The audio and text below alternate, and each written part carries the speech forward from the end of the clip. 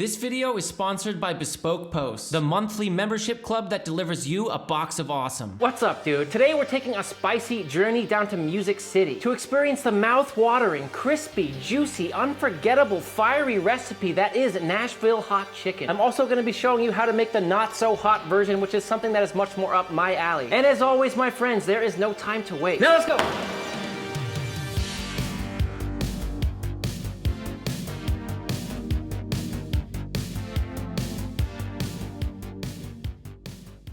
I thought it would be fun for this video if I do some normal Nashville hot chicken, as well as a sandwich version of the same recipe. If you wish, you could get a whole chicken and break it down into 10 pieces and fry it up accordingly. Although today I chose to just opt for chicken legs. And what I did is just separate the drumstick from the thigh. I then pulled the skin off of the thigh and deboned it by scraping along that central bone, and then making a little cut around the edge of the bone to debone it, until I have that bone completely cut out of the thigh, and there you go, boom, you have some boneless, skinless chicken thigh. And what's left is the chicken legs, which we are gonna use for our Nashville hot chicken, and the thighs we are gonna use for the sandwich. The next step, which is brining or marinating, I've seen done a lot of different ways for Nashville hot chicken. I've seen people just use salt on it. I've seen people use a combination of spices. I've seen people use marinades. I've seen people use brines. I'm personally opting for one of my favorite fried chicken marinades slash brines ever. And it consists of buttermilk, pickle juice, and I like to use bread and butter pickle juice for this one. Dill pickle's coming later. And some good old Louisiana hot sauce. Just get those three ingredients into a bowl, and then I like to finish it with some smoked paprika.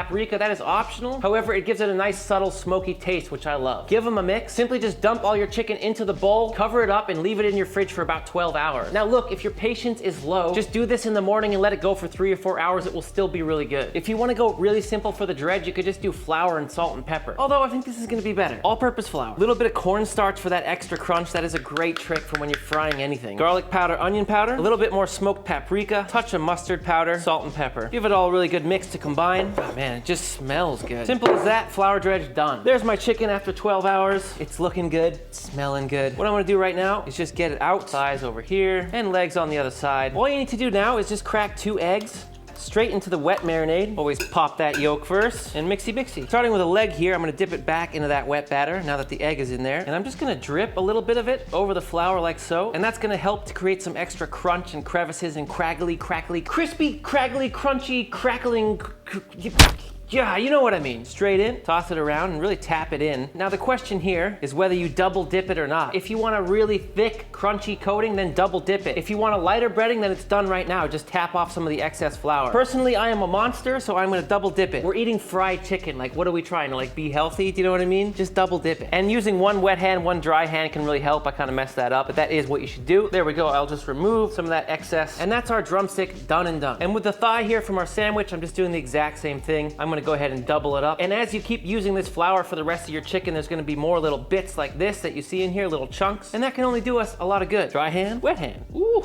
And again, really tap off that flour. Otherwise, it's gonna destroy your oil too quick. Today, we're gonna shoot for a double fry method for this Nashville hot chicken. I'll explain exactly why I'm doing that in between fries. But first, here I have peanut oil at 300 degrees Fahrenheit. And I'm gonna start with my drumsticks, just lowering them in. By the way, look at all those craggly bits right now. It's really looking good. In they go. You might wanna turn the heat up a little bit at this point, like full blast, because as you put this chicken in the oil, it's gonna drop the heat of the oil a lot. And if you're using less oil than me, you might wanna just do 3 at a time or so. It's a pretty big pot, so I think I can get away with doing all 6. And after just 8 minutes, that first fry is done. And those little craggly bits are looking pretty darn good right about now. I'm just getting them out onto a wire rack, and I'm gonna follow the exact same process for our thighs. In they go. Woo, yum. Here we go, 8 minutes on our thighs as well. Look at the crispy craggliness going on here. That is insane. And the reason I did the double fry today is so the chicken doesn't get too crunchy. That's a little weird, let me explain. You can fry it all in one batch if you want. I just find when you do that the outside gets too crunchy. By letting it rest and then frying it again later, I'm letting all that heat get from the outside down towards the bone. And because of that, when I fry it the second time, I won't have to leave it in the oil for as long, giving us hopefully a more tender piece of chicken and just that perfect crunch on the outside that isn't too much. Hope that makes sense. All right, here we go. I'm first gonna sample the very spicy original Nashville hot chicken, which I'm sorry, Nashville, I'm not excited about it, all right? We'll make my cameraman Marcus, he likes pain, so he can have it. I'm gonna sacrifice 2 drumsticks for this, and for this second fry, we're doing 325 degrees Fahrenheit. 5-6 minutes, that's all it's gonna take. Time has elapsed. If for some reason you have really big drumsticks, you might wanna do them for a couple minutes more. But honestly, this looks great. I'm just gonna get them straight out onto the rack. Look, here's the deal about Nashville hot chicken. I've seen too many videos of people going there and tasting chicken and got their their face absolutely lit on fire. I don't know if they're just pretending to enjoy it or if they even finish the chicken from these videos, but for me, that level of spice and heat just absolutely kills a meal. I'm sorry, Nashville. I know that it's meant to be hot and spicy, and I am gonna pay tribute to that version by making it, and I'm gonna try it and give it my unbiased review. However, I'm gonna be making my own hybrid mild to medium version of this dish because honestly, that is what I am personally gonna enjoy the most. So we're gonna be making 2 different dips, one hot and one medium. Let's do it.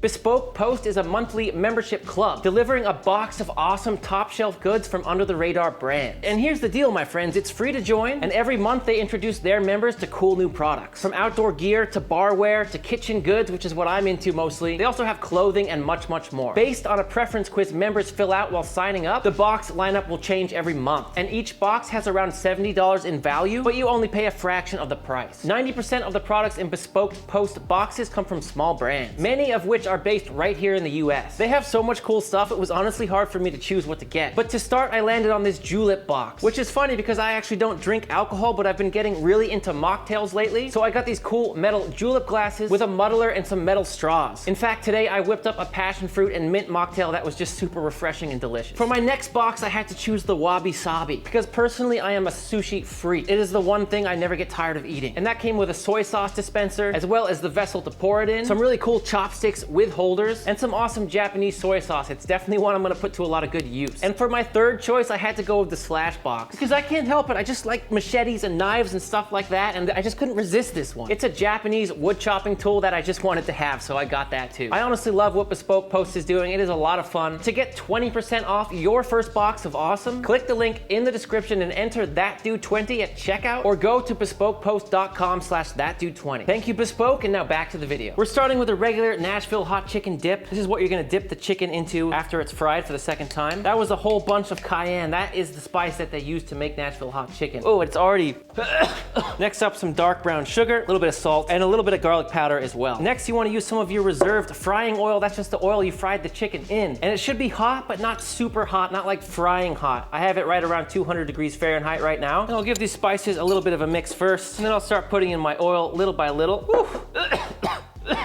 All right, there we go. For my medium heat version, I'm starting with Fresno chilies. These just have a mild to medium kind of fruity taste, which I love. I don't mind if I get some seeds in here. Hack these up a little bit. Don't need to think about it too much. And then I'll get them straight into a mortar and pestle. Although if you don't have one, just chop them up with a knife, no big deal. And I'll just begin smashing these up until I have a coarse kind of paste. Get that Fresno chili out into a bowl. Next, some smoked pimenton. Heat is basically non-existent. And Kashmiri chili powder, same deal, really, really mild. Again, with the brown sugar, garlic powder, and salt. Little whisk, and this time I'm actually adding clarified butter, and the butter's sitting around 275 degrees Fahrenheit because of those chilies in there. I need it to be a little bit hotter. And as you can see here, we have the most beautiful red color. As soon as I try it on the chicken, I'll let you know how spicy it is, but it looks awesome. Here's our cayenne mix, and as you can see, the spices are all stuck to the bottom, so before you use this, definitely give it a good stir. The ones I've seen from the famous hot chicken places in Nashville are kind of sludgy. They're even thicker than this, to be honest, but this is pretty thick. And I'm putting that chicken in when it's really hot still. This is just 30 seconds out of the fryer. Oh my God, pick it out. I'll even scoop a little bit more of that spice from the bottom and just spoon it over the chicken like this. Just get that out onto a plate. I'm not excited about this. All right, here we go. Nashville hot chicken.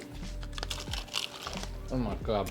Tastes good. It's not as bad as I thought. Oh, it's growing. The crunch on the chicken is pretty unreal too. And that little bit of sweetness, I get it. It's not too bad. Oh, burn my mouth. It's definitely hot. It's a little too spicy for me still, yeah, but it's not the end of the world. Yeah. Oh, but it definitely. Before we finish the Nashville hot chicken, let's make the American coleslaw, which is the main component for our sandwich version. It's really easy to do. It's gonna be great with this sandwich. Here's how you do it. For the dressing, I'm just starting with mayonnaise, apple cider vinegar, celery seeds, which are pretty potent, so if you don't like them, maybe add less or leave them out, salt and pepper, and a little bit of sugar. Give it a good whisk and your American coleslaw dressing is done. If you wanna go as simple as just using green cabbage for your coleslaw, you can totally do that. However, I like doing a combination of green cabbage, some nice red cabbage, some good old-fashioned carrots, and some green onions for a little bit of color, and all I did with all that was slice it up really nice and thin. Before I finish frying up the chicken, I'm just gonna take some of my coleslaw mix here, just what I'm gonna use right now. Just gonna make a couple portions. I don't really like pre-dressing at all and letting it sit in the fridge for too long. Tends to get a little bit soggy. So I'll dress it to order. Do as little or as much dressing as you like. I'm a saucy guy. I like my things saucy. I don't know if you guys know that about me. And I hope you like my dressing recipe. It's a little bit more vinegary than mayonnaise-y, because that's just the way I like it. Give it a little taste. Here we go, dropping more drumsticks for my medium version. And I'm also doing a piece of thigh for the sandwich. And I'm gonna fry these for 3 or 4 minutes even. That will be enough to finish this chicken. I've just been experimenting with the amount of time I double fry them. This just got a tiny bit too crunchy on the last one for me. There we go, just 4 minutes for that fry. They feel totally good to me, but I'll let you know if they were done or not. Medium spice mix is looking good. Hot chicken going in, dippy dippy. And again, I'll just hold it above and just pour that mix on top. Oh. And of course, our yummy thigh here. Oh, wow. For the sandwich, I'm just using a toasted brioche bun. Use whatever kind of bun you like. And on the bottom, I'm gonna go in with some dill pickles. Our chicken. Ooh, a little bit more of our chili butter, why not, right? And of course, our American coleslaw to cool things off just a little bit. Pop a lid on it and we are good to go. And for a regular Nashville hot chicken, we're just gonna serve it on some Texas toast with some more pickles. Well, oh my God, I'm excited to try this one. The Texas toast underneath has now soaked up all the mud, as they call it. Here we go.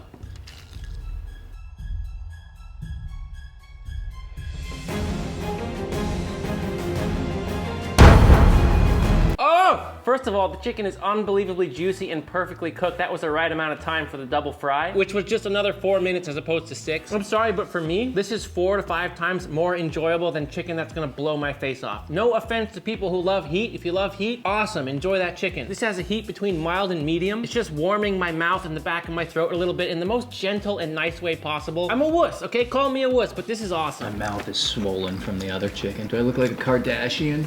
I'm good. That's really good. All right, here we go with the sandwich. Woo!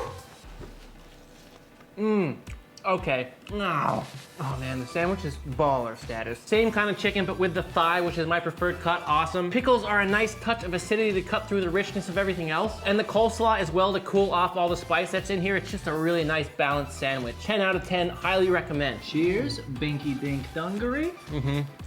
Oh my God. Right? That is 10 out of 10. I'm a sandwich boy. Thanks for watching today, my friend. If you enjoyed the video, please don't forget to drop it a like. And down in the description underneath this video, there's links for merch as well as products that I like to use in my videos. And until next time, you know I love you and I'm out.